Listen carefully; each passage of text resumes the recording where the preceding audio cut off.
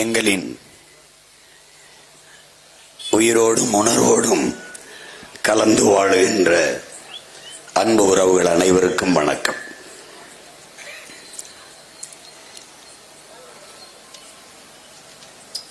இங்கே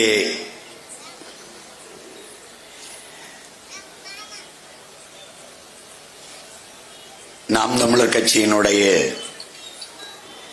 வேட்பாளர் என் அன்பு தங்கை சீதாலட்சுமி அவர்களுக்கு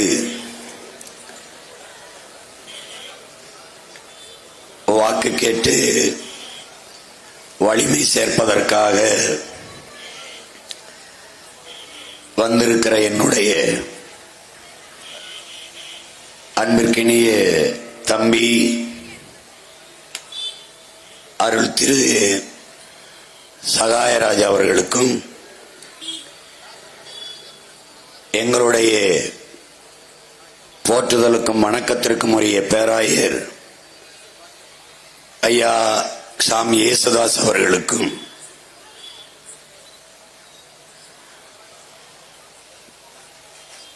தன்மானமும் இனமானமும் கொண்டு ஏற்றுக்கொண்ட தத்துவத்தில் தடுமாற்றம் இல்லாது தடமாற்றமும் இல்லாது உண்மையும் நேர்மையுமாக பயணித்துக் கொண்டிருக்கிற தன்னுடைய தமிழால் தனித்திறன் பெற்ற தர்க்க அறிவால் எல்லோரையும் திகைக்கவும் திணறவும் வைத்துக் கொண்டிருக்கிற என்னுடைய உயிருக்கினிய அண்ணன் புரட்சி தமிழர் பறையர் பேரவையினுடைய நிறுவன தலைவர்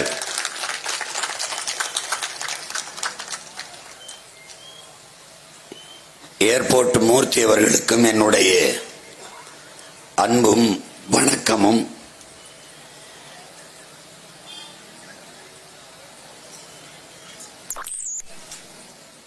அண்ணன் அவர்கள் பேசியதில் இருக்கிற ஒரு உண்மையை என் உறவுகள் உணர வேண்டும். ஓராண்டு காலமே இருக்க போகிற ஒரு இடைத்தேர்தல் சட்டமன்ற உறுப்பினர் பொறுப்பு,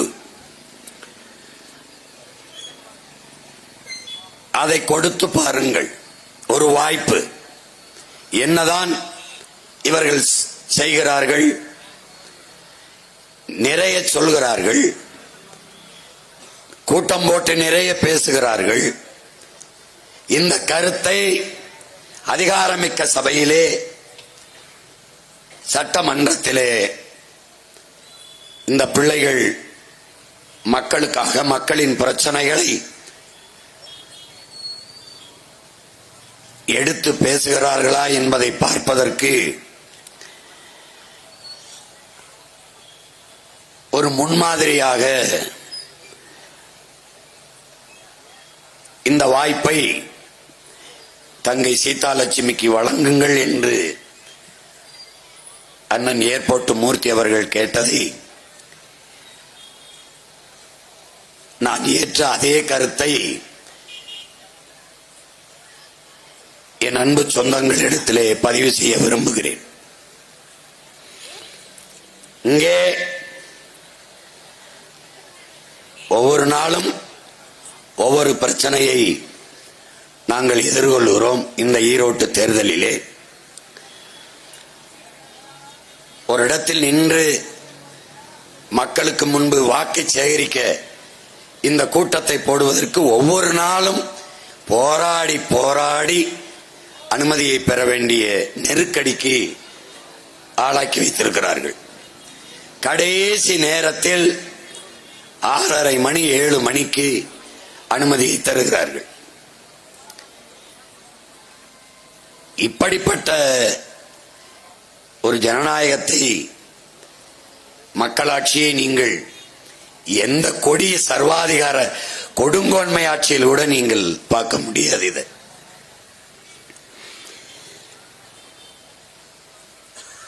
இங்கே வாக்கு சேகரிக்கிற போது ஆட்சி அதிகாரத்தில் இருக்கிற ஒரு கட்சி திமுக அதுதான் போட்டியிடுகிறது. அதை எதிர்த்து நாம் தமிழர் கட்சி போட்டியிடுகிறது. மற்றவர்கள் எல்லாம் சுயேட்சையத்தான் போட்டியிடுகிறார்கள். எங்களுக்கு வாக்குத்தாருங்கள் என்றுதான் எல்லா கட்சியும் கேட்கும். எங்களுக்கு போடவில்லை என்றாலும் பரவாயில்லை, சீமான் கட்சிக்கு நாம் தமிழர் கட்சிக்கு மைக்கு சின்னத்திற்கு மட்டும் போட்டு விடாதீர்கள் என்று வாக்கு கேட்பது வரலாற்றிலேயே முதன்முறையாக இப்போதுதான் நடக்கிறது.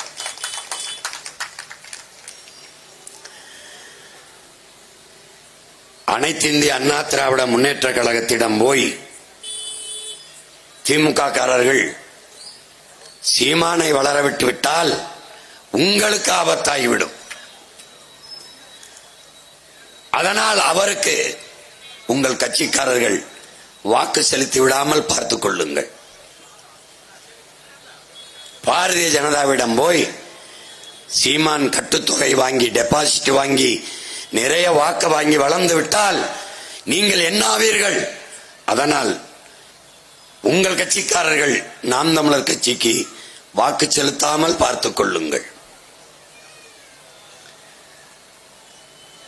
இப்போது என் அன்பு சொந்தங்கள் அறிந்திருப்பீர்கள், தமிழ் தேசிய அரசியல் இவர்களுக்கு எவ்வளவு பெரிய அச்சுறுத்தலாக இருக்கிறது என்பதை நீங்கள் புரிந்து கொள்ள வேண்டும்.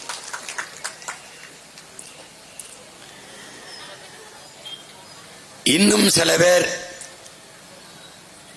யாருக்குமே போட பிடிக்கலையா, ஓட்டை போடாம ஊரை விட்டு போயிருங்க, இல்லையா நோட்டாவுக்கு கூட போடுங்க, ஆனால் சீமானுக்கும் சீதா லட்சுமிக்கும் மைக்கு சின்னத்தில் போட்டு விடாதீர்கள்.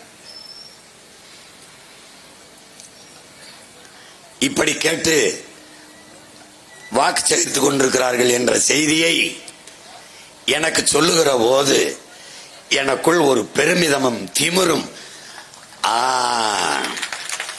அந்த பயம் வெறும் 25,000 விடுதலை புலி வீரர்களை எதிர்த்து வீழ்த்த உலக நாடுகள் 20 நாடுகளின் துணையோடு போரை செய்த சிங்களர்களை நினைத்து நாங்கள் நினைப்போம், ஒற்றை மகன் உலக நாடுகளின் படையோடு 20 நாடுகளின் துணை கொண்டுதான் இறுதி போரில் விடுதலை புலிகளை வென்றோம் என்று ராஜபக்சேயும் கோத்தபாய ராஜபக்சேயும் பேட்டி கொடுத்தது இன்றும் இருக்கிறது.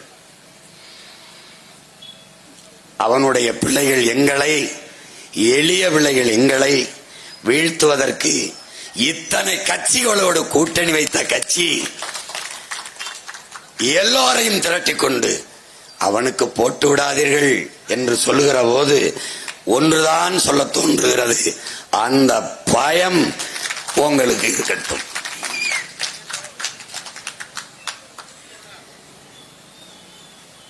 அறிவார்ந்த பெருமக்களே, கற்றுக்கொண்டிருக்கிற என் அன்பு தம்பி தங்கைகளே, நோட்டாவிற்கு வாக்கு செலுத்துவது என்பது எந்த மாறுதலையும் இந்த மண்ணில் தராது. சுவையுள்ள உணவை சமைத்து நன்றாக சமைத்து நாமும் உண்ணாமல் யாருக்கும் பரிமாறாமல் குப்பையில் கொட்டுவது எப்படிப்பட்ட செயலோ, மிகவும் மதிப்புமிக்க நமது வாக்கை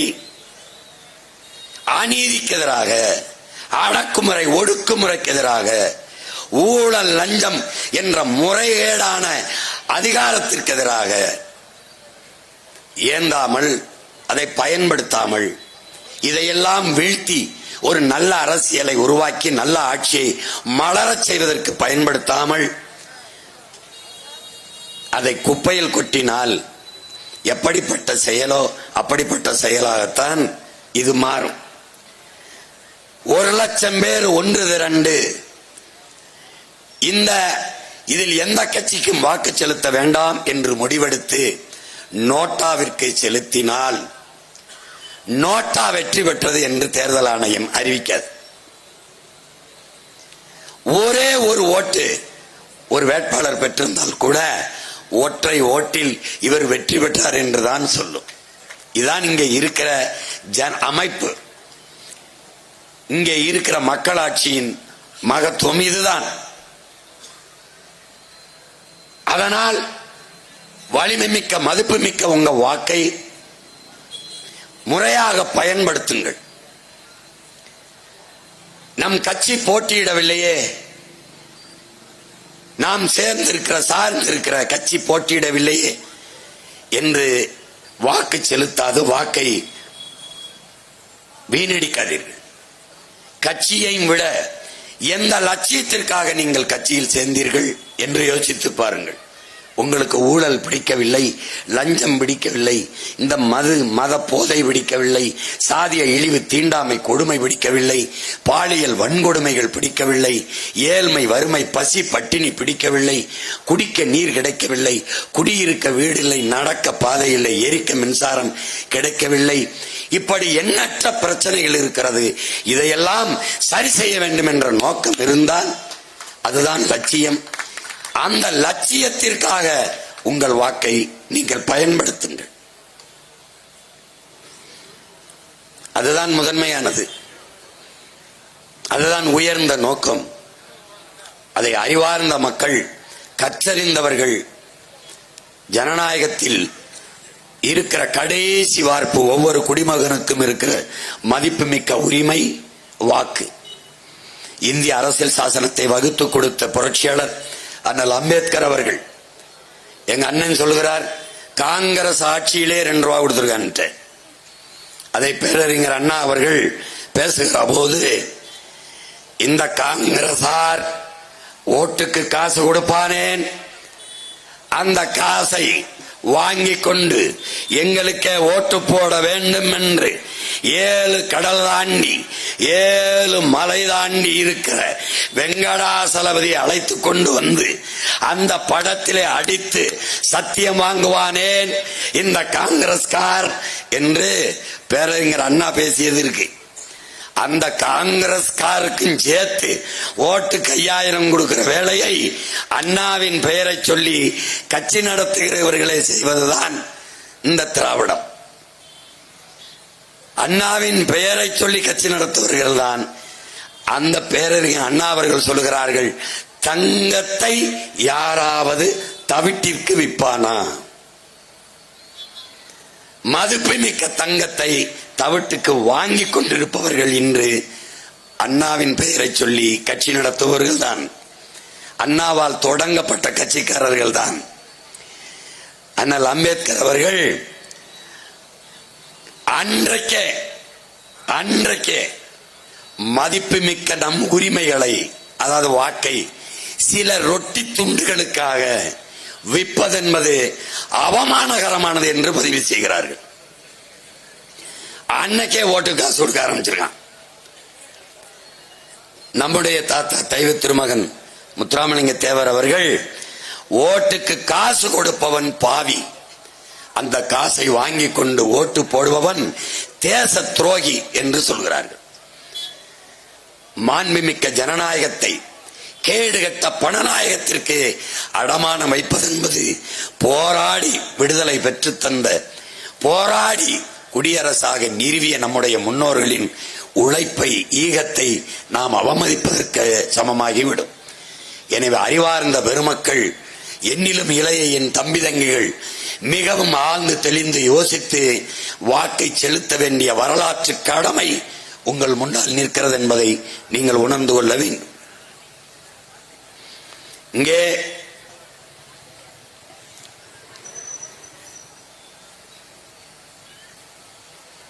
நவீன தமிழகத்தை உருவாக்கியது இந்த திராவிடம் தான் என்று நம்முடைய மதிப்பிற்குரிய ஐயா முதல்வர் ஸ்டாலின் அவர்கள் சொல்கிறார். அப்படி என்ன இந்த தமிழகம் நவீன தமிழகமாக என்ன மாறிவிட்டது? ஈரோட்டை எடுத்துக்கிறீர்கள், பாதாள சாக்கடை கழிவுநீர் வழிந்து ஓடுவதற்கு காவாய் இல்லை. இன்றைக்கு ஒன்றும் இந்த நகரம் புதிதாக உருவாக்கப்பட்டது ஒன்றிலேயே. இன்றைக்கு ஒன்றும் இங்கே சட்டமன்ற உறுப்பினரோ அல்லது மாமன்ற உறுப்பினரோ பாராளுமன்ற உறுப்பினரோ அமைச்சர் பெருமக்களோ இன்றைக்கு ஒன்றும் தேர்வு செய்யப்படவில்லையே. பல ஆண்டுகளாக இங்கே கட்சி ஆட்சி நிர்வாகம் எல்லாம் நடந்து கொண்டிருக்கிறது. இந்த அடிப்படை வசதியை கூட நிறைவேற்றவில்லை. தமிழகத்தின் தலைநகர் சென்னையில் கூட மழைநீர் கழிவுநீர் வழிந்து ஓட காவாய் இன்று வரை கட்டப்படவில்லை, வெட்டப்படவில்லை. ஆனால் ஒவ்வொரு முறையும் ஆட்சி அமைக்கிற போது மாறி மாறி ஆண்ட இரு கட்சிகளும் மழைநீர் கழிவுநீர் வழிந்து ஓட காவாய் வெட்டுவதற்கு கட்டுவதற்கென்று பல ஆயிரம் கோடிகளை ஒதுக்குகிறார்கள். அந்த பணம் எங்கே? மின்சாரம் இல்லாது எந்த இயக்கமும் இல்லை. ஆனால் அந்த மின்சாரத்தை இத்தனை ஆண்டுகளில் தடையற்று தன் மக்களுக்கு கிடைப்பதற்கு மின் உற்பத்தி திட்டம் இருக்கிறதா என்றால் இல்லை. இலவச மின்சாரத்தை வேளாண் பெருங்குடி மக்களுக்கு கொடுக்கிறோம் என்கிறார்கள். எத்தனை மணி நேரம் இலவச மின்சாரம் கொடுக்கிறார்கள் என்றால் கணக்கில்லை. எந்த அடிப்படை கட்டமைப்பில் நம்முடைய மாநிலம் வளர்ந்திருக்கிறது? இந்தியாவிலேயே அதிக கடன் பெற்ற மாநிலமாக தமிழ்நாடு இருக்கிறது. இதுவரை 8.5 லட்சம் கோடிகளை கடனாக பெற்றிருக்கிறது. இந்த ஆட்சி முடிந்து கீழே இறங்கும் போது 10 லட்சம் கோடியை தொடுவதற்கு வாய்ப்பு இருக்கிறது. இந்த 8.5 லட்சம் கோடியில் நிறைவேற்றப்பட்ட ஒரே ஒரு நலத்திட்டம் ஒன்று 300 பெண்கள் படிக்கிற, நம் தங்கைகள் படிக்கிற அரசு பள்ளிக்கூடத்தில் ஒரே ஒரு கழிவறை. இது நவீன தமிழகத்தில் வருகிறது. ஒரே ஒரு கழிவறை. அரசு பள்ளிக்கூடங்கள் எல்லாம் என் அருமை தம்பி தங்கைகளே, பேரன்புமிக்க என் பெற்றோர்களே, போய் பாருங்கள். உங்கள் ஊரில் இருக்கிற அரசு பள்ளிக்கூடத்தை போய் பாருங்கள். சுடுகாடு போல இருக்கும். மதில் சுவர், இருந்து படிக்கிற தரை, எழுதி படிக்கிற பலகை, எதுவுமே. ஒரு கழிவறை இருக்காது, விளையாட்டு திடல் இருக்காது, எந்த சுற்றுச்சூழல் சுகாதாரமாக இருக்காது, எந்த அடிப்படை வசதியும் இல்லாது சுடுகாடு போல அறிவை வளர்க்கும் கழிவறை. ஒரு நாட்டின் வளத்திலேயே ஆகப்பெரிய வளம் அறிவு வளம்தான். ஒரு நாட்டின் எதிர்காலம் அந்த நாட்டின் வகுப்பறையில் தான் தீர்மானிக்கப்படுகிறது, உருவாகிறது என்கிறார்கள். அப்படி அறிவை வளர்க்கும் கருவறை, வகுப்பறை எப்படி இருக்கிறது என்பதை பாருங்கள். அரசு பள்ளி கல்லூரிகளின் கட்டமைப்பை, கட்டிடங்களை பாருங்கள். ஆனால் இவர்களை அடக்கம் பண்ணியிருக்கிற, புதைத்திருக்கிற சமாதிகளை போய் பாருங்கள். என்னோடு வாருங்கள். என் அண்ணன் ஏர்போர்ட் மூர்த்தி அவர்கள் கூட அதைத்தான் சொல்லுகிறார்கள். இவர்களை எல்லாரையும் எங்களுடைய தாய்மண் தமிழ்மண் உள்வாங்கிக் கொண்டிருக்கிறது. ஆனால் இவர்கள் சமாதியை சென்னை மெரினா கடற்கரையில் வந்து பாருங்கள். குறிப்பாக ஐயா கருணாநிதி அவர்களுடைய நினைவிடத்தை வந்து பாருங்கள். எத்தனை கோடிகளை கொட்டி நட்சத்திர விடுதி போல அந்த சமாதி புதைகுழி கட்டப்பட்டிருக்கிறது என்பதை பாருங்கள். அரசு பள்ளிக்கூடம், கல்லூரிகள் எப்படி இருக்கிறது, சுடுகாடு போல. சுடுகாடு எப்படி இருக்கிறது என்று ஒரு தடவை பாருங்கள். இதுதான் நவீன தமிழகத்தை கட்டமைத்த திராவிடம். இவர்கள் கற்பித்த பகுத்தறிவு, இவர்கள் கற்பித்த கடவுள் மறுப்பு. கோயிலுக்கு செல்லாதே, முட்டாள், கடவுளை வணங்காதே, அது காட்டுமிராண்டித்தனம் என்று கோயிலை விட்டு அழைத்து வந்து, வா வா, அது அறிவற்றவன் செய்கிற செயல், அது அறிவில்லாதவன் செய்கிறது, கடவுளை வணங்குகிறவன் காட்டுமிராண்டி என்று கூட்டிக் கொண்டு வந்து கடைசியாக அவர்களை புதைத்த புதகுழியில் வழிபட விட்டார்கள். இதுதான் திராவிடத்தின் சாதனை. வேணால் வலைகளில் தட்டி பாருங்கள். இன்றும் ஒவ்வொரு நாளும் ஐயா கலைஞர் கருணாநிதி அவர்களுடைய நினைவிடத்திலே முரசொலி செய்தித்தாள் வைக்கப்படுகிறது, காஃபிக்கு தேநீர் வைக்கப்படுகிறது, வடை வைக்கப்படுகிறது. சாப்பிடுவார் என்று பூ வைக்க தினம் பூ போட்டு வழிபாடு நடக்கிறது. ஒவ்வொரு நினைவுதாரத்திலும் பொதுப்பணித்துறை அமைச்சராக இருக்கிற ஐயா ஏவா வேல் அவர்கள் கட்டையடித்து பஜனை பாடியது இன்றும் இருக்கிறது. இது எதில் வருகிறது? திராவிட பகுத்தறிவில் வருகிறது, வழிபாட்டு மரபில் வருகிறது, கடவில் மறுப்பில் வருகிறது. கோயிலில் இருந்து கூட்டி வந்து பொதகுழியை கும்பிட விட்ட பெருமக்கள் இவர்கள். இதெல்லாம் நவீன தமிழக கட்டமைப்பிலே வந்து சேர்கிறது. கதவில்லாத கழிவறை எவ்வளவு எவ்வளவு கால கொடுமை. நீங்க போய் பாருங்க, இங்க என்ன இருக்கிறது என்று பாருங்க. எங்கேயாவது சாலை, அடிப்படை சாலை, மக்கள் பயணிக்கிற சாலை கட்டமைப்பு சரியா இருக்கிறது என்று நீங்கள் உங்களால் ஒத்துக்கொள்ள முடியுமா? எது நவீனம்? எது நவீனம்? சந்திர மண்டலத்திற்கு சந்திராயன் மேலே பறக்கிறது. அதே நேரத்தில் மனித கழிவை மூழ்கி எடுப்பதற்கு மூக்கை பிடித்துக் கொண்டு நம்முடைய சக மனிதன் சாக்கடை குழிக்குள் இறங்கிக் கொண்டிருக்கிறான். அமெரிக்காவிலே, என் அன்பு சொந்தங்களே, அமெரிக்காவில் வாக்கை சீட்டில் செலுத்துகிறான். வாக்கு சீட்டிலே மனித கழிவை எந்திரம் உள்ளே இறங்கி எடுத்து சுத்தம் பண்ணுகிறது. இங்கே வாக்கை எந்திரத்திலே செலுத்துகிறான். மனித கழிவை மனிதனே மூழ்கி எடுத்து சுத்தம் பண்ணுகிறான். இதெல்லாம் வளர்ச்சி. கோயில்களிலே மணி அடிக்கிறவன் கைவலிக்கும் என்று நவீன அறிவியல் ஒரு பொத்தானை அழுத்தினால் மணி அதுவே அடிக்கிறது. டங் டங்னு ஒரு சுத்தியல் போய் மணி அடிக்கிறது. அறிவியல் வளர்ச்சி, தொழில்நுட்பம், நவீனம். எத்தனை ஆண்டுகளாக மனித கழிவை மனிதனை மூழ்கி எடுத்து சுத்தம் செய்து கொண்டிருக்கிறான். விஷவாயு தாக்கி இறந்து கொண்டிருக்கிறான். இதற்கு ஏன் மாற்று கண்டுபிடிக்கப்படவில்லை? ஏனால் மணி அடிப்பவன் ஏன் ஆள் இல்லை, மலத்தை அள்ளி சுத்தம் பண்ணுகிறவன் ஏன் ஆள். அதனால் நீ அதை பத்தி கவலைப்படவில்லை. எதில் இருக்கிறது நவீனம்? எங்கே இருக்கிறது?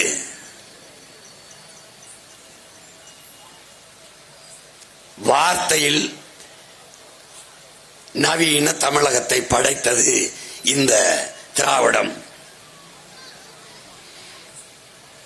எங்க அண்ணன் சொல்ற 200 ரூபாய் 2 ரூபா கொடுத்துருக்காங்க காங்கிரஸ். அப்போ இப்போ 2000, 3000, 4000, 5000 என்று கொடுத்து வாக்கை பறிப்பதுதான் நவீன தமிழகத்தை படைத்த திராவிடத்தின் சாதனை. 60 ஆண்டுகள் ஆட்சி செய்து இலவசமாக அரிசி போட்டால் தான் அதை வாங்கி சாப்பிட்டு வயிறு வளர்த்து உயிர் பிழைக்க முடியும் என்கிற ஏழ்மை வறுமை நிலையில் என் இன மக்களை வைத்ததுதான் நவீன தமிழக படைப்பு, நவீன தமிழகத்தை உருவாக்கிய திராவிடர்களின் சாதனை. சொல்லிக்கொண்டே போகலாம். மாற்று மாற்று என்று பேசிக் கொண்டிருக்கிறோம். மாற்றம் என்பது சொல்லல்ல, செயல். நாமே மாற்று, நாம் தமிழரை மாற்று என்ற முழக்கத்தை உங்கள் பிள்ளைகள் தொடர்ச்சியாக முன்வைக்கிறோம். என்ன மாற்று? எப்படிப்பட்ட மாற்று? எதிலிருந்து மாற்று? எந்த கட்சி ஆட்சிகளில் இருந்து மாற்று? கல்வி, ஏழைக்கு ஒரு கல்வி, பணக்காரனுக்கு ஒரு கல்வி என்று இருக்கிறது.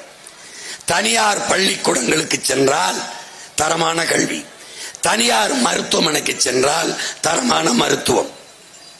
இந்த நிலையை மாற்றி ஏழைக்கொன்று பணக்காரனுக்கொன்று இருக்கிற கல்வி நிலையை மாற்றி எல்லோருக்கும் சரியாக சமமாக தரமான கல்வியை கிடைக்கச் செய்வது, இலவசமாக கிடைக்கச் செய்வது மாற்று.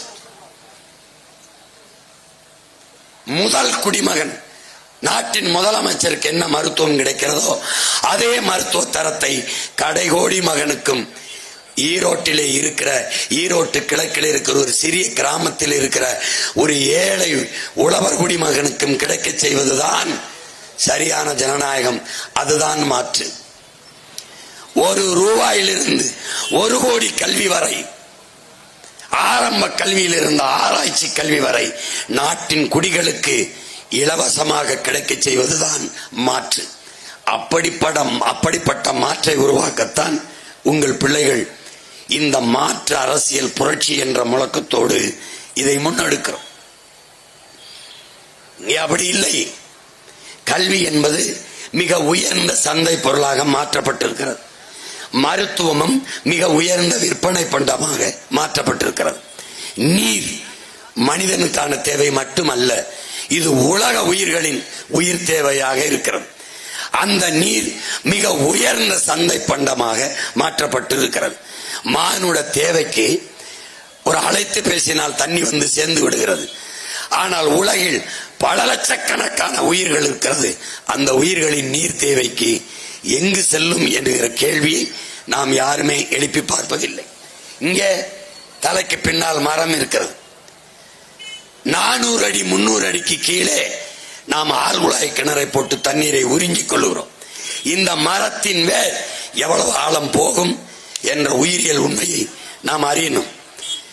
400 அடி 500 அடிக்கு கீழே போய் ஆழ்குழாய் மூலமாக தண்ணீரை உறிஞ்சிவிட்டால் மற்ற மரங்கள், செடிகள், கொடிகள் தங்களின் உயிர் தேவையான நீர் தேவைக்கு என்ன செய்யும் என்ற சிந்தனை என்று வருகிறதோ அன்றுதான் இந்த உலகம், இந்த பூமி பாதுகாப்பாக வாழும். அறிவார்ந்த பெருமக்களே, நாம் வணங்குவதற்கு பல லட்சக்கணக்கான சாமிகள் இருக்கிறது. ஆனால் வாழ்வதற்கு ஒரே ஒரு பூமி தான் இருக்கிறது.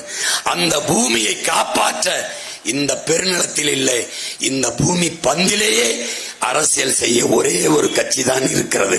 அது நாம் தமிழர் கட்சி மட்டும்தான் இருக்கிறது. வேற யாரும் இதை பேச மாட்டார்கள். சாதி பேசுவார்கள், மதம் சொல்வார்கள், சாமியை பேசுவார்கள். இது எல்லாம் கடந்து வாழுகிற பூமியை காப்பாற்ற வாருங்கள் என் மக்களே, அதற்காக வாக்கை தாருங்கள் என் சொந்தங்களே என்று சொல்லி உங்கள் முன்னால் நிற்கிற ஒரே அரசியல் இயக்கம் நாம் தமிழர் கட்சி மட்டும்தான். இங்கே பேசிய என்னுடைய அண்ணன் ஏர்போர்ட் மூர்த்தி கூட என் மீது சுமத்தப்பட்ட சாதிய இழிவை, தீண்டாமை கொடுமையை, என் மீது சுமத்த இருக்கிற ஏழ்மை வறுமையை, எனக்கு சுவாசிக்க காற்று இல்லை, நான் நஞ்சை சுவாசிக்கிறேன், கந்தக தூசியை சுவாசிக்கிறேன், பெட்ரோல் டீசல் இதை எரித்து வெளியிடுகிற நச்சு புகையை நான் சுவாசிக்கிறேன், காற்றை இல்லாது கந்தக துகளை சுவாசிக்கிறேன். நான் குடிக்கிற நீர் மனிதன் உயிர்கள் குடிக்கிற திறனை இழந்து நஞ்சாக இருக்கிறது, அதை குடித்துக் கொண்டிருக்கிறேன். நான் உண்கிற உணவு உணவல்ல, விஷத்தை, நச்சு பண்டத்தை உண்டு கொண்டிருக்கிறேன். உங்களால் திராட்சை பழத்தை அப்படியே வாங்கி உண்ண முடியுமா? உங்களால் நம்பிக்கையோடு வாழைப்பழத்தை சாப்பிட முடியுமா? உங்களால் மாம்பழத்தை அப்படியே அறுத்து சாப்பிட முடியுமா? இல்லை. ஒரே நேரத்தில் மொத்தமாக பழுக்க வைக்க வேண்டும் என்று கற்களை வைத்து பழுக்க வைத்து அதை அப்படியே அறுத்து சாப்பிட்டால் வாய் வெந்து புண்ணாகி எண்ணற்ற நோய்களை பரப்பிக் கொண்டிருக்கிறார்கள். 3 வயது குழந்தைக்கு புற்றுநோய் வருகிறது, நம் தாய்க்கு மார்பு புற்றுநோய் வருகிறது என்றால் காரணம் என்ன? தாயின் மார்பில் பால் குடித்ததை தவிர ஒன்றும் செய்யாத குழந்தைக்கு புற்று வருகிறது என்றால் தாய்ப்பால் நஞ்சாகி இருக்கிறது. தாய்ப்பால் ஏன் நஞ்சானது? தாய் உண்ட உணவு நஞ்சாகி இருக்கிறது. தாய் என்ன உணவு உண்டால்? காய்கறிகள் தான். அப்ப நாம் உணவை விளைய வைக்காமல் விஷத்தை விளைவித்துக் கொண்டிருக்கிறோம். இதைத்தான் எங்கள் பெரிய தகப்பன் நஞ்சில்லா உணவு, அதுவே நம் கனவு என்றார். வேளாண்மை என்பதே, என் உடன் பிறந்தார்களே, வேளாண்மை என்பது இயற்கைதான். பிறகு இயற்கை வேளாண்மை என்ற சொல் ஏன் வந்தது? செயற்கையாக என்ன நடந்தது? நச்சு உரங்களை, வேதி உப்புக்களை நாம் செடி கொடிகள், நாத்து எல்லாவற்றிலும் அந்த வேர்களில் கொட்டி விஷத்தை விளைய வைத்தோம். அது எவ்வளவு பெரிய பேராபத்து என்பதை உணராமல் இன்றும் நாம் வாழ்ந்து கொண்டிருக்கிறோம். தேனீக்கள் என்ற இனம் பூச்சி செத்து போனால் 4 ஆண்டுகள் கூட மனிதர்கள் வாழ முடியாது என்று ஆல்பர்ட் ஐன்ஸ்டீன் சொல்றார். தேனீக்களுக்கும் மனித உயிர்களுக்கும் என்ன சம்பந்தம்? தேனீக்கள் ஏன் செத்து போகுது? வண்ணத்து பூச்சி, பூச்சி, வண்டு, தேனீக்கள் இவை இல்லை என்றால் எல்லா செடிகளும், எல்லா நாற்றுக்களும், எல்லா மரங்களும் பூக்கும், காய்க்காது. இந்த சீத்தாப்பழம், இந்த கொய்யாப்பழம், இந்த தக்காளி, இந்த சொரக்காய், இந்த பூசணிக்காய், இந்த கத்திரி, எல்லா பூவிலும் தேனீக்கள், பூச்சிகள், வண்டுகள், வண்ணத்து பூச்சிகள் தன் உணவு தேவைக்காக தேனை உண்ண போகும். அந்த தேனை உண்டு விட்டு அடுத்த செடிக்கு போகும், அடுத்த பூவில் போய் உட்காரும். இந்த பூவில் ஒட்டிய மகரந்த துகள்களை அந்த பூவுக்கு கடத்தும், அந்த பூவில் ஒட்டிய மகரந்த துகள்களை அடுத்த பூவுக்கு கடத்தும்.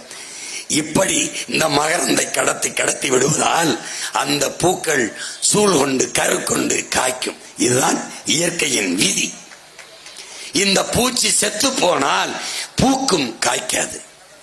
காய்க்கவில்லை என்றால் விளைச்சல் குறையும், உணவு தேவை குறையும், வறுமை பெருகும், பட்டினி பசியால் மக்கள் சாவார்கள். இப்போது இந்த வண்ணத்து பூச்சி, தேனீக்கள் எல்லாம் செத்து போனது. பெரிய பெரிய பண்ணைகளிலே வேலைக்கு ஆள்களை வைத்து இந்த பூவையும் இந்த பூவையும் உரசி உரசி மனிதன் மகரந்தத்தை கடத்தி கொண்டிருக்கிறான். இங்கே பேசிய என்னுடைய அண்ணன் ஏர்போர்ட் மூர்த்தி சொன்னார்கள், 11 விழுக்காட்டு மக்கள், ஆண் பிள்ளைகள் குழந்தை வருகிற திறனை இழந்து கொண்டிருக்கிறார்கள் என்று. என் அன்பு தம்பி தங்கைகளே, அறிவார்ந்த பெருமக்களே, சரியாக 1/4 நூற்றாண்டுக்கு முன்பு பிறப்பின் விகிதத்தை கட்டுப்படுத்த அம்மையார் இந்திரா காந்தி ஆட்சி காலத்தில் ஒரு 30-35 ஆண்டுக்கு முன்பு குடும்ப கட்டுப்பாடு 20 அம்ச திட்டத்திலே ஃபேமிலி பிளானிங் என்ற ஒன்றை கொண்டு வந்தார்கள். அதிலே 2 குழந்தைகளுக்கு மேல் வேணாம், பிறப்பு விகிதத்தை கட்டுப்படுத்த வேண்டும். இது எதற்கு?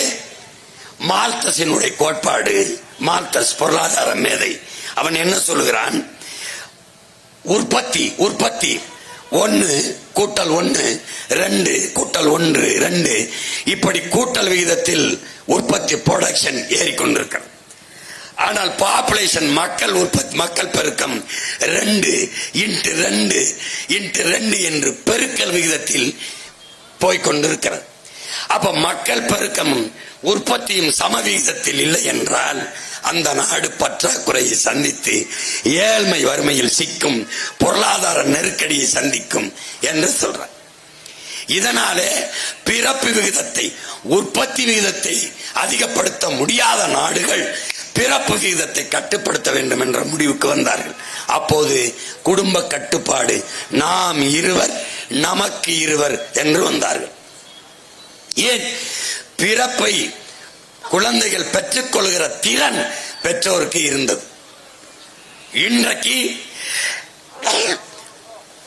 அன்றைக்கு நாம் இருவர் நமக்கு இருவர் என்று ஆசிரிய பெருமக்களை கூடுதல் பணிக்கு அமர்த்தி வீடு வீடுக்கு சென்று தாய்மார்களை, பெற்றோர்களை, அவர்களை திரும்ப திரும்ப பேசி கருத்தடை செய்தார்கள். ஃபேமிலி பிளானிங் என்று கருத்தடை செய்தார்கள். குடும்ப கட்டுப்பாடு என்ற ஒன்றை சொன்னார்கள். எல்லா சுவத்திலும் எழுதி வைத்திருந்தது. முக்கோணம் போட்டு ஒரு அப்பா அம்மா இருப்பார்கள், இந்த பக்கம் இந்த பக்கம் 2 குழந்தைகள் இருப்பார்கள், நாம் இருவர் நமக்கு இருவர் என்று எல்லா பள்ளிக்கூடங்களிலும் மாநகராட்சி கட்டடங்களிலும் எழுதியிருந்தது. பேருந்துகளிலும் எழுதியிருந்தது. பிறகு கொஞ்ச நாள் இருந்தது, நாம் இருவர் நமக்கு ஒருவர் என்று எழுதி வைத்தார்கள். கொஞ்ச நாள் போனது, இன்று நாம் இருவர் நமக்கதற்கு இன்னொருவர் என்று எழுதிவிட்டார்கள். இப்போது குழந்தை பெறுகிற திறன் சுத்தமாக இல்லாததனால் செயற்கை கருத்தரிப்பு முறை தெருவுக்கு 2 வந்து நாங்கள் ஐஸ்வர்யா வந்தோம், எங்களுக்கும் ஒரு குழந்தை என்று விளம்பரங்கள் கூவி கூவி அழைக்கிறது. தெருவுக்கு 2 செயற்கை கருத்தரிப்பு மையங்கள் உருவாகிவிட்டது என்றால் இந்த நாடு 1/4 நூற்றாண்டுகளில் எவ்வளவு பெரிய மாறுதலை சந்தித்திருக்கிறது என்று பாருங்கள். மது விஷம் என்று தெரிந்து தெருவுக்கு தெரு திறந்து வைக்கிற அரசு உலகத்தில் அரசா தரிசா என்பதை அறிவார்ந்த தமிழ் சமூக மக்கள் சிந்தித்து பார்க்கணும். இப்போ என்ன ஆயிடுச்சு? அதைத்தான் என் அண்ணன் ஏர்போர்ட் மூர்த்தி அவர்கள் சொல்கிறார்கள். குழந்தை பெற்றுக் கொள்கிற திறனை இழந்து நிற்கிறார்கள். காரணம், குடிக்கிற நீர், சுவாசிக்கிற காற்று, உண்கிற உணவு எல்லாம் நஞ்சாகி போனது. நீங்கள் குடிக்கிற தண்ணீர், எந்த மருத்துவரிடத்தில் அதை கேளுங்கள், எந்த ஆய்வு கூடத்திற்கு அதை அனுப்புங்கள், அது குடிக்கிற தகுதியோடு இருக்கிறதா? அந்த தண்ணீரை குடிப்பீர்கள், தாகம் நிற்கும். ஆனால் தண்ணீரால் மனித உடலுக்கு கிடைக்கக்கூடிய ஆற்றல், திறன் கிடைக்குமா? 30 வயசிலே முட்டிக்கால் வலிக்குது, காரணம் நீரால் கிடைக்கக்கூடிய ஆற்றல் இல்லை. தாகம் நிற்கும், தண்ணீரால் உங்களுக்கு கிடைக்கக்கூடிய ஆற்றல். தண்ணீரில் கண்ணுக்கு தெரியாத பல லட்சக்கணக்கான நுண்ணுயிரிகள். எல்லாவற்றிலும் நீங்கள் செடிக்கு தண்ணீர் ஊற்றுகிறீர்கள், மரத்திற்கு தண்ணீர் ஊற்றுகிறீர்கள். அந்த தண்ணீரை உங்கள் செடி, உங்கள் மரம் உணவாக எடுத்துக்கொள்ள முடியாது. பிறகு எப்படி? உங்களுக்கு தெரியாது பல கோடிக்கணக்கான நுண்ணுயிர்கள், பாக்டீரியா, பூஞ்சை, காளான் அந்த மரத்துக்கு கீழே மண்ணிலே இருக்கிறது. அது தனக்கான உணவுக்கு தண்ணீரை உறிஞ்சி உட்கொண்டு மரம் செடிகளுக்கான உணவாக மாற்றி அனுப்புகிறது. அறிவார்ந்த தமிழ் தம்பி தங்கைகளே, மண் என்றால் மண் அல்ல, பல கோடிக்கணக்கான உயிர்களின் திரட்டு என்பதை நீங்கள் புரிந்து கொள்ள வேண்டும். அது வெறும் மண் அல்ல. ஒற்றை வைக்கோல் புரட்சி என்று நாம் படிக்கிற மாசானுவ புக்காக்கோ அவர்கள் அப்பா இப்படிதான் ரசாயன உரங்களை கொட்டி கொட்டி மண்ணு மலடாகி போனது, வெந்து போனது. உப்பை தின்னவன் தண்ணி குடிப்பான் போல ரசாயன உப்பை கொட்டி கொட்டி வெந்து போனது. எது போட்டாலும் முளைக்கல, என்ன செய்யறதுன்னு தெரியல. 6 மாசம் 7 மாசம் வேளாண்மை செய்து விட்டு உழுது மண்ணை வளப்படுத்தி மண்ணை ஆய்வுக்கு அனுப்பும் போது பல லட்சக்கணக்கான நுண்ணுயிர்கள் வந்தது. அப்போதுதான் மண் மறுபடியும் உயிர் பெற்றது விட்டது என்று நம்பி வேளாண்மையை தொடங்கினான். என் அன்பு சொந்தங்களே, ஒற்றை வைக்கோல் புரட்சி போல ஒற்றை வாக்கு புரட்சியை ஈரோடு கிழக்கில் வாழ்கிற என் மக்கள் நீங்கள் செய்ய வேண்டும். வேற வழியே கிடையாது. இப்போது நமக்கு இருக்கிற வாய்ப்பு என்ன? அறிவியல், எவ்வளவு பெரிய அறிவியல் வளர்ந்திருக்கிறது. விண்வெளிக்கு போறோம், சந்திர மண்டலத்துக்கு சந்திராயன் விடுகிறோம். தோசை மாவை உங்கள் அறிவியல் புளிக்க வைக்குமா? பாலை தயிராக்குமா? முடியாது. மனித அறிவு நுண்ணுயிர்களோட மோதி செத்து போனது என்றார் எங்கப்பா. கண்ணுக்கு தெரியாத நுண்ணுயிரிகள் தான் தோசை மாவை புளிக்க வைக்கும்.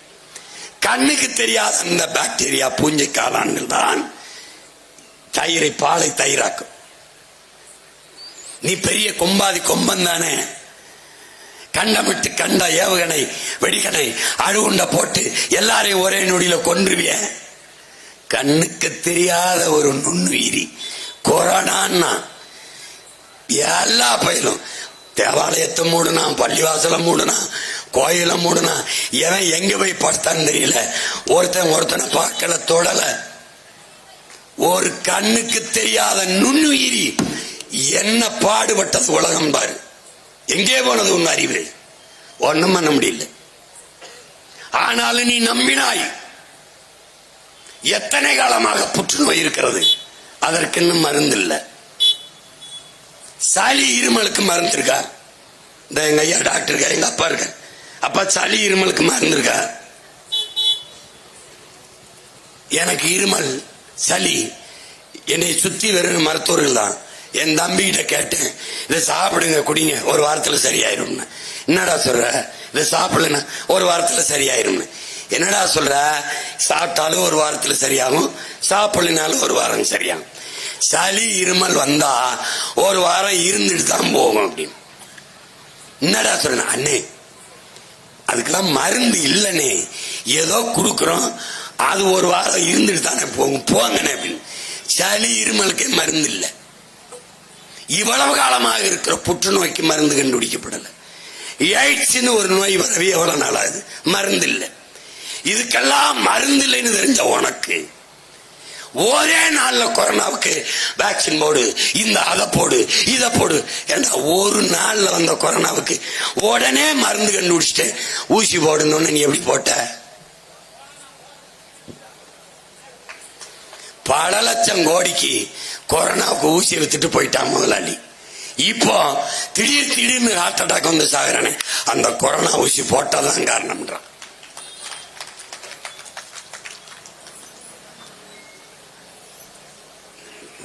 எல்லாம் வியாபாரம், எல்லாம் வியாபாரம். விவசாய புரட்சி, பசுமை புரட்சி என்று வந்தார்கள். எங்க அப்பா நம்மாழ்வார் சொல்றாரு, மகனே விவசாய புரட்சி வந்தார்கள், அதை விஞ்ஞானம் என்று நினைத்தோம், கடைசியாத்தான் தெரிஞ்சது அது வியாபாரம் என்று. உலகம் சந்தையாகி போனது. உலகம் சந்தை பொருளாதாரத்தை ஏற்றுக்கொண்டதால் எல்லாமே வியாபாரமாகி போனது. இதில் மனிதனும் ஒரு விற்பனை பண்டம் தான்.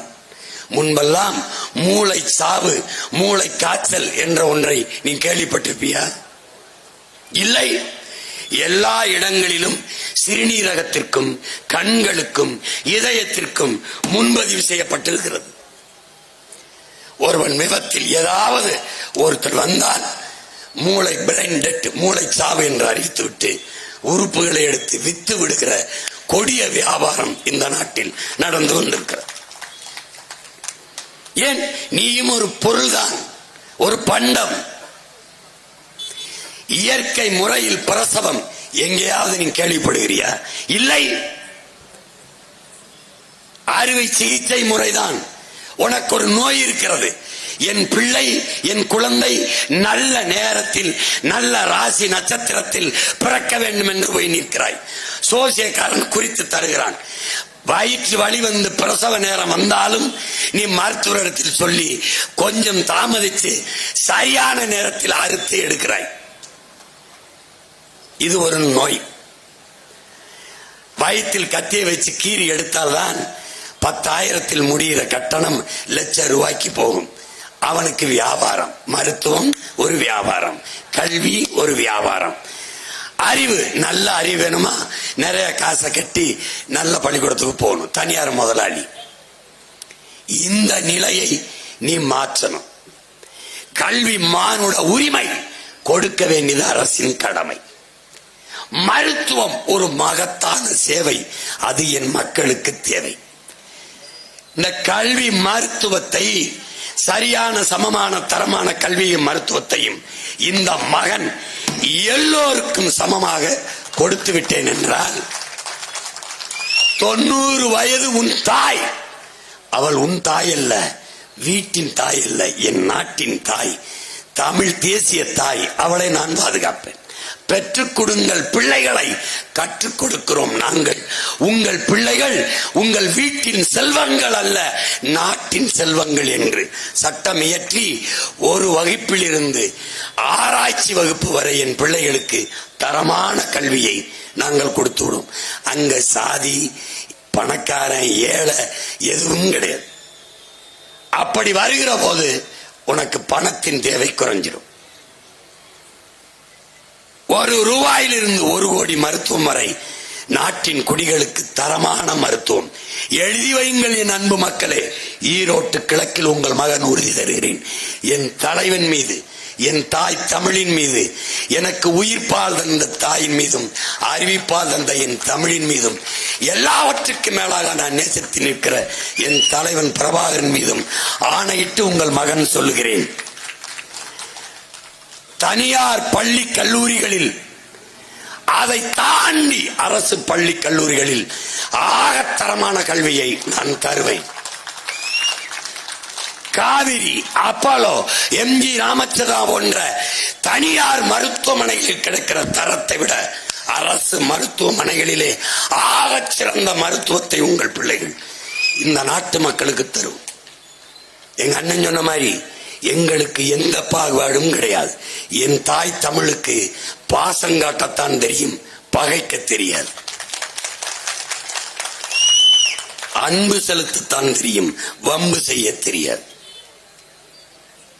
பகைக்க மாட்டால் பகை வந்தால் விடமாட்டாள். அதுதான் என் தமிழ் தாயின் சிறப்பு. பூச்சி, வண்டு, ஈ, எறும்புக்கு அரசியல் பேசிக் கொண்டிருக்கிற மகன் என்னை போலவே எலும்பு, நரம்பு, ரத்தம், சதை கொண்ட சக மக்களை வெறுப்போம் என்று பேசுவது எவ்வளவு கேவலமானது. என் இனத்திற்கென்று ஒரு மாண்பு இருக்கு. உலகத்தில் எல்லோரும் மானுடம் பேசினான், நாங்கள் உயிர்மை நேயம் பேசினோம். நாங்கள் மனிதநேயவாதிகள் அல்ல, உயிர்மை நேயர்கள். அவனவன் நிலத்தை நேசித்தான், நாங்கள் உலகம் தழுவி நேசித்தோம். சீனன் எழுந்தான், என் மொழி தெரியாதவன் ஊமை என்றான். ஆங்கிலேயன் எழுந்தான், என் மொழி தெரியாதவன் நாகரிகமற்றவன் என்றான். அரேபியன் எழுந்தான், என் மொழி தெரியாதவன் பிசாசு என்றான். அன்னை தமிழ் நிலத்தில் என் மண்ணில் பிறந்த மணவாளம்பட்டியில் பிறந்த கணியன் பூங்குன்றன் எழுந்தான், யாதும் ஊரே யாவரும் கேளீர் என்றான். என் மூதாதை வந்தான், பகுத்துண்டு பல் உறவுகள் என்று பாடாமல் பல் உயிர்கள் என்று பாடினான். பிறப்பு ஒக்கும் எல்லா மனிதருக்கும் என்று சொல்லாமல் பிறப்பு ஒக்கும் எல்லா உயிருக்கும் என்று பாடினான். அறிவார்ந்த பெருமக்களே, ஒருவன் கேட்டு ஒரு பொருளை கொடுப்பது கொடைதான், ஆனால் அது சிறந்த கொடை அல்ல. ஒருவன் கேட்காமலே கொடுப்பது, முகம் வாடி இருக்கிறதே, பசியோடு இருப்பான் போலவே 200 ரூபாய் கொடுத்து சாப்பிட்டு விட்டு வா என்று சொல்வது கொடைதான். ஆனால் கேட்கும் போது ஒருவன் மானத்தை இழந்து விடுகிறான், அது சிறந்த கொடை அல்ல. கேட்காமல் கொடுப்பது கொடைதான், ஆனால் அதுவும் சிறந்த கொடை அல்ல. எது சிறந்த கொடை? கேட்கும் திறனற்ற உயிர்களுக்கு கொடுக்கிற கொடைதான் ஆகச் சிறந்த கொடை என்று தமிழிலே புறப்பொருள் வெண்பாமாலை பாடுகிறது. அந்த வகையிலே கேட்காத முல்லை கொடிக்கு தேரை விட்டு விட்டு போன என் பாட்டன் பாரியும் கேட்காத மயிலுக்கு போர்வையை போத்திவிட்ட பேகனும் தான் ஆகச் சிறந்த கொடை வள்ளல்கள் என்று என்னுடைய இலக்கியம் பாடுகிறது. அந்த மரபில் வந்த நான் மற்ற சமூகத்தை, இனத்தை வெறுப்போம் என்று பேசுவது என் இனத்தின் மாண்பை, தமிழ் தேசிய மக்களின் பேரன்பை, பெருந்தன்மையை இழிவு செய்கிறது என்பது தமிழ் தேசிய பிள்ளைகளின் கருத்து. முதல்ல அதை கைவிடுங்கள். தடையற்ற மின்சாரம் எல்லோருக்கும் தான், சரியான கல்வி எல்லோருக்கும் தான், சரியான மருத்துவம் எல்லோருக்கும் தான். என்னரும் சொந்தங்களே, இமயவரை பறைவாழ்ந்த இனக்கூட்டம் காலடியில் குறுகி நிற்கிறது. எல்லோருக்கும் தனித்தனி மாநிலங்கள், அவரவர் நிலத்தை அவரவர் வாழ்கிறீர்கள், ஆளுகிறீர்கள். என் நிலத்தில் ஒரே ஒரு நிலம்தான். உலகின் மூத்த மொழி தமிழ் செத்து போனது, உயிர்ப்பிக்க துடிக்கும் பிள்ளைகள். என் நிலத்தின் வளம் களவு போய் கொண்டிருக்கிறது. எங்கள் பாட்டன் பாரதி, நாளெல்லாம் பொழுதெல்லாம் எங்கள் செல்வம் கொள்ளை கொண்டு போகவோ, நாங்கள் இங்கு சாகவோ, அழுது கொண்டு இருப்போமோ, ஆண் பிள்ளைகள் அல்லமோ, உயிர் வெல்லமோ என்கிறான். தண்ணீர் விட்டா வளர்த்தோம் சர்வேசா, கண்ணீரால் காத்தோம் இப்பயிரை, கருகத்திலவோ திருவிழமோங்கிறான். இந்த நிலத்தை, வளத்தை பாதுகாத்து எங்களுக்கும் பின்பு வருகிற எங்கள் தலைமுறைக்கு என் மலையை அப்படி என் பாட்டன் வங்கி நிறைய பணம் போடவில்லை, மாளிகை கட்டி தரவில்லை, விலை உயர்ந்த காரை வாங்கி வாசலிலே நிறுத்தவில்லை. ஆறை ஆறாக வைத்தான், அருவியை அருவியாக வைத்தான், மலையை மலையாக வைத்தான், ஏரியை ஏரியாக வைத்தான், காட்டை காடாக வைத்து விட்டு போனான். இன்று அது இருக்கிறதா என்பதை அறிவார்ந்த மக்கள் சிந்தித்து பாருங்கள். எங்களுக்கும் பின்னே வருகிற எங்கள் பிள்ளைகளுக்கு சுவாசிக்க காற்று, குடிக்க தண்ணீர், பசிக்கு நஞ்சில்லா உணவு, படிக்க கல்வி, படிச்சால் பார்க்க வேலை, வேலைக்கு ஏற்ற சம்பளம், அதை கொண்டு வாழ்கிற பெருமைமிக்க வாழ்வு, 5க்கும் 10க்கும் அரிசிக்கும் பருப்புக்கும் வேட்டிக்கும் சேலைக்கும் கையேந்தி நிற்கிற மானத்தை இழந்த ஈன பிளப்பில்லாது தன்மானத்தோடு என் இன மக்கள் வாழ்வதற்கான ஒரு வாய்ப்பை ஏற்படுத்தி தர வேண்டும் என்று துடிக்கிற பிள்ளைகள். அதற்காக எங்களுக்கு வாக்கு தாருங்கள். நாங்கள் இந்தி ஒழிக அல்ல, என் தம்பி துறை கூட காட்டினார், இந்தி ஒழிக அல்ல, தமிழ் வாழ்க.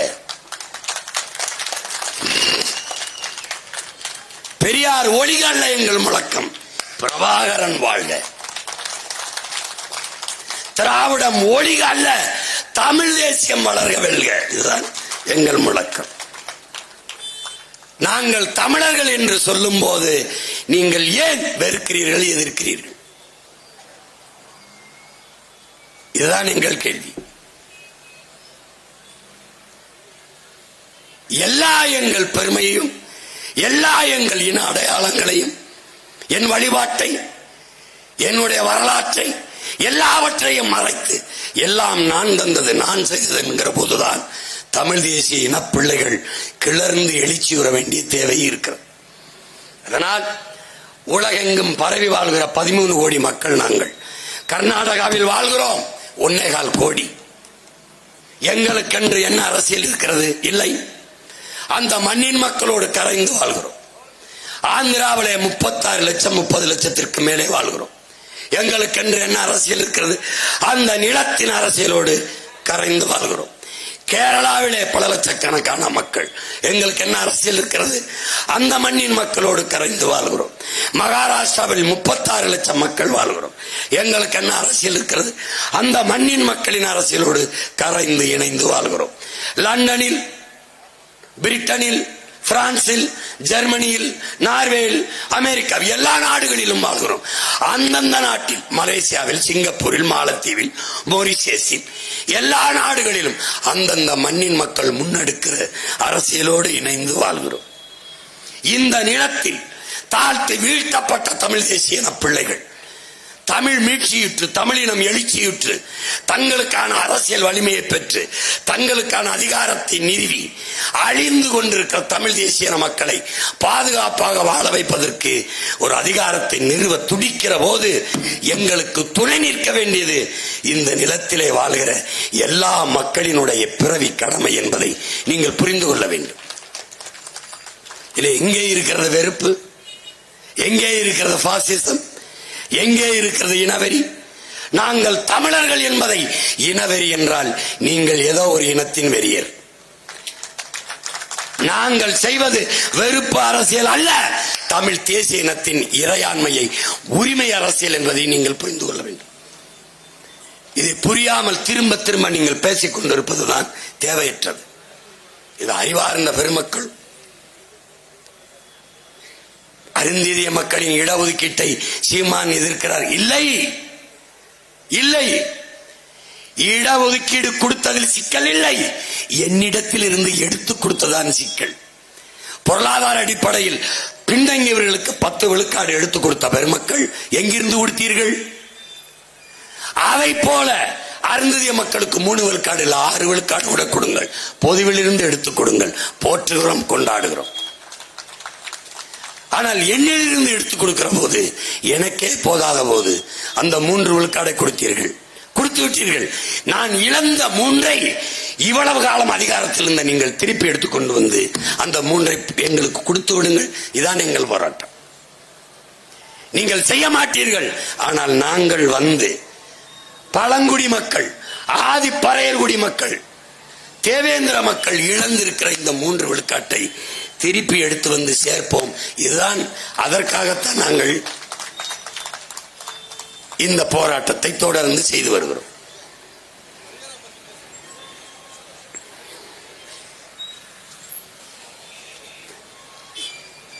இதனாலே அறிவார்ந்த பெருமக்கள், என் அன்பு சொந்தங்கள், தேர்தலில் வாக்கு செலுத்துவது என்பது ஒரு சடங்கல்ல, ஒரு முறை அல்ல. ஜனநாயகத்தில் நமக்கு தரப்பட்டிருக்கிற மதிப்புமிக்க உரிமை என்பதை உணர்ந்து நீங்கள் வாக்கு செலுத்த வேண்டும். இந்த கட்சிக்குத்தான் நான் செலுத்துவேன் என்பது அது ஒரு நோய். இந்த சாதிக்குத்தான் செலுத்துவேன், இந்த மதத்துக்குத்தான் செலுத்துவது என்பது அது ஒரு போதை. பன்னெடுங்காலமாக என் இன மக்கள் மயக்கத்திலே இருக்கிறார்கள். பெரிய மயக்கம் சாதி மயக்கம், அடுத்த அதை பெரிய மயக்கம் மத மயக்கம். போதை உட்கொண்டவன், சாராயம் குடித்தவன், போதை பொருளை பயன்படுத்தியவன் படுத்து எழுந்தால் அந்த போதை தெளிந்து விடுகிறது. ஆனால் சாதி மத போதை ஏறினால் செத்து புதைத்தாலும் போவதில்லை. ஏன்? புதைக்கிற சுடுகாட்டில் எழுதி வைக்கிறான் சுப்பிரமணிய நாடார், ஆறுமுக கவுண்டர், சிவசாமி செட்டியார் என்று புதவொளியிலும் எழுதி வைக்கிறான். அப்ப எது பேராபத்தானது? இந்த மயக்கத்தை எவ்வளவு காலத்துக்கு தூக்கி சுமப்பது? ஒரு தேசியன ஓர்மையை பிளந்து பிரிக்கிற பெரும் தீமையாக இதான் இருக்கிறது. இதைத்தான் தன்னின பகை என்று நமது முன்னவர்கள் சொல்கிறார். இந்த சாதி மத மயக்கத்திலிருந்து வெளியில வருகிற போது வாய் வழியே செலுத்துகிற சாராய போதை வருகிறது. அந்த மயக்கத்திலிருந்து தெளிந்தால் கண்ணு வழியே காது வழியே போதை ஏற்றுகிற திரை கவர்ச்சி வருகிறது. அந்த மயக்கத்திலே இருக்கிறான். திரைப்படத்தில் சண்டை போட்டு விட்டால் நிஜத்திலே எல்லா ஆபத்தையும் வென்று விடுவார், எல்லாவற்றையும் செய்து விடுவார் என்று நடிக்கிறார். இது ஒரு மயக்கம், இது ஒரு போதை. இந்த எல்லா போதையிலிருந்தும் தெளிவுபடுத்தி வெளியிலே கொண்டு வந்து நிறுத்தினால், அடர்த்தியாக மழை கொட்டினால் எப்படி முன்னாடி இருக்கிறது கண்ணுக்கு தெரியாதோ அப்படி பண மழையால் கொட்டி என் மக்களின் கண்களை மறைத்து விடுகிறார்கள். இப்ப பேசும்போது கேட்கும் போது சரிதான் சீமான் சொல்றது, அவனுக்கு தான் ஒரு ஓட்டை போட்டு பார்ப்போமே என்று வீட்டுக்கு போனால் வீட்டு வாசல்ல நின்று 5 ஓட்டா ஓட்டுக்கு 3000 என்று எண்ணி நீட்டும் போது எல்லாம் போயிருது. இதுதான் இருக்க பிரச்சனை. இந்த இடத்தில் தான் எங்களை என்ன விலை கொடுத்தும் வாங்க முடியாது என்று தன்மானமிக்க என் மக்கள் இந்த இடத்திலே நிரூபித்து காட்டக்கூடிய ஒரு வரலாற்று வாய்ப்பு, காலம் கையெழுத்திருக்கிற ஒரு கடமை. நீங்கள் எதை நினைத்து பார்க்க வேண்டும்? இந்த மண்ணின் விடுதலைக்கு செக்கெடுத்த நம் பாட்டனை நினைத்து பார்க்க வேண்டும். இந்த மண்ணின் விடுதலைக்கு போராடி செத்த வீர மறவர்கள் முன்னோர்களை நினைவில் கொள்ள வேண்டும். தூக்கிலே தொங்கிய நம் பாட்டன் தீரன் சின்னமலை, உன் துப்பாக்கியின் தோட்டா என்னடா என் ஆட்டு புழுக்கைக்கு சமம் என்று போராடி மாண்ட வீர பாட்டன் அழகுமுத்து கொன் நினைவுக்கு வர வேண்டும். பூலி தேவனாம் நெற்கட்டும் சேவலாம் என்ன செய்து விடுவான் என்று படை கிளப்பி வந்த ஆங்கிலேயனை புறமுதுகு காட்டு ஓட வாளையும் வேலையும் வைத்து விரட்டி அடித்த பாட்டன் பூலித்தேவன் நினைவுக்கு வர வேண்டும். பண்டார வன்னியனும் பெரும்பிடுகு முத்தரையரும் சுந்தரலிங்கனாரும் வெள்ளையத்தேவனும் வீர பெரும்பாட்டு வேலுநாச்சியாரும் மாமன்னர் மருதிருவழும் நம் மணக்கன் முன்பே வந்து வந்து போக வேண்டும். சிறைப்பட்டவன், செக்கிழுத்தவன், தூக்கிலே தொங்கியவன், இவருடைய வீரமும் தியாகமும் நமக்கு நினைவிலே வந்தால் அற்ப 1000 500க்கு நம் உரிமையை விற்கிற எண்ணம் வருமா என்று பார்க்க வேண்டும். என் இன சொந்தங்கள் உழுது பிழைக்கிற காட்டை விற்பான், அடமானம் வைப்பான், கட்டி வாழ்கிற வீட்டை விற்பான், கட்டிய மனைவியின் தாலியை கூட அடமானம் வைப்பான் வறுமைக்கு. ஆனால் தன்மானத்தையும் இனமானத்தையும் ஒருபோதும் அடமானம் வைக்க மாட்டான் என்பதை இந்த திராவிட கட்சிகளுக்கு ஒரு முறை காட்டுங்கள், ஒரு முறை காட்டுங்கள். அதனால் அறிவார்ந்த எனது மக்கள், என் அன்பு சொந்தங்கள், மாற்றம், ஒரு மாற்றம் வேண்டும் என்று நீங்கள் விரும்புவீர்களே ஆனால் ஊழல் லஞ்சத்தை விரும்பவில்லை, இந்த கொடிய வறுமையை தொலைக்க முடியவில்லை, படிக்க பிள்ளைகளுக்கு நல்ல கல்வி இல்லை, படித்து விட்டால் பார்க்க வேலை இல்லை, இப்படி எண்ணற்ற துயரங்கள் துன்பங்கள் உங்களை துரத்தி அடித்தால் அந்த துன்ப துயரத்தை துரத்தி அடிக்க உங்களிடத்திலே ஒரு வலிமை இருக்கிறது, வாய்ப்பு இருக்கிறது. அதுதான் ஒற்றை வாக்கு. நீங்கள் செலுத்துகிற வாக்கு எங்களுக்கான வெற்றிக்கல்ல, உங்களின் வெற்றிக்கு, மண்ணின் மக்களின் வெற்றிக்கு. இவர்கள் எல்லோரும் சொல்கிறார்கள், சீமானை வளர விட்டு விடாதீர்கள். நான் மண்ணில் வளர்கிற மரம் அல்ல, என் மக்களின் மனத்தில் வளர்கிற மகத்தான தத்துவத்தை கொண்டு நிற்கிற மகன். என் வளர்ச்சியை நீங்கள் வீழ்த்த முடியாது. என் அண்ணன் ஏர்போர்ட் மூர்த்தி சொன்னது போல, நான் இல்லாது போனாலும் என் அரசியலை நீங்கள் வீழ்த்த முடியாது. என்னை தவிர்க்கலாம், நான் முன்வைத்த அரசியலை நீங்கள் தவிர்க்க முடியாது. ஏனால் தலை சிறந்த தத்துவத்தை ஏற்றி நிற்கிற தமிழ் பிள்ளைகள் நாங்கள். எனவே அறிவார்ந்த எனது தமிழ் சொந்தங்கள், ஈரோட்டு கிழக்கிலே வாழ்கிற என் உயிருக்கினிய உறவுகள், உங்கள் மதிப்புமிக்க வாக்கை என்னுடைய தங்கை சீதா லட்சுமிக்கு மைக்கு சின்னத்திலே, ஒளிவாங்கி சின்னத்திலே செலுத்தி வெற்றி பெற செய்யுங்கள். எங்களின் வெற்றி உங்களின் வெற்றி என்பதை நினைவில் கொள்ளுங்கள். இந்த மண்ணின் வெற்றி மாற்றத்திற்கான வெற்றி, ஒரு மாற்று அரசியலுக்கான வெற்றி என்பதை நினைவில் வைத்துக் கொண்டு வருகிற பிப்ரவரி இந்த 5ஆம் தேதி நீங்கள் வாக்கை செலுத்துகிற போது வரிசை எண் 2 இருக்கிற மைக்கு சின்னத்தில் அழுத்தி என்னுடைய தங்கையை வெற்றி பெற செய்யுங்கள். புரட்சி எப்போதும் வெல்லும். உங்கள் பிள்ளைகள் எங்களின் வெற்றி அதை சொல்லும். இலக்கு ஒன்றுதான், இனத்தின் விடுதலை. இனம் ஒன்றாவும் இலக்கை வென்றாவோம். தமிழ் தாய் வாழ்க, தலைவர் பிரபாகரன் வாழ்க, நாம் தமிழர். நாங்கள் நிற்கிறோம். வரப்போகுது மாற்றோம். சீமா தமிழ்நாட்டுக்கு ஏற்றோம். வரப்போகுது மாற்றோம். சீமா தமிழ்நாட்டுக்கு ஏற்றோம். வெறி கொண்டு வேட்டையாடும் புலிகள் நாங்கங்க, வெறி கொண்டு வேட்டையாடும் புலிகள் நாங்கங்க.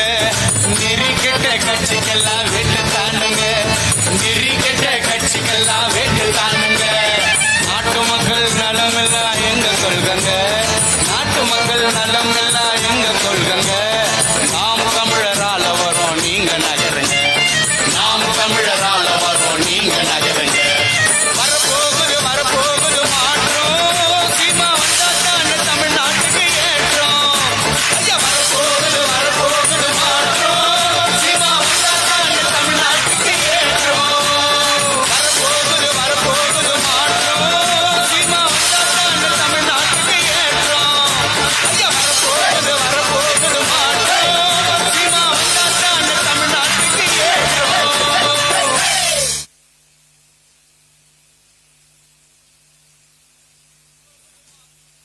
மக்கள் நலமெல்லாம் எங்க கொள்கங்க, நாட்டு மக்கள் நலமெல்லாம் எங்க கொள்கங்க.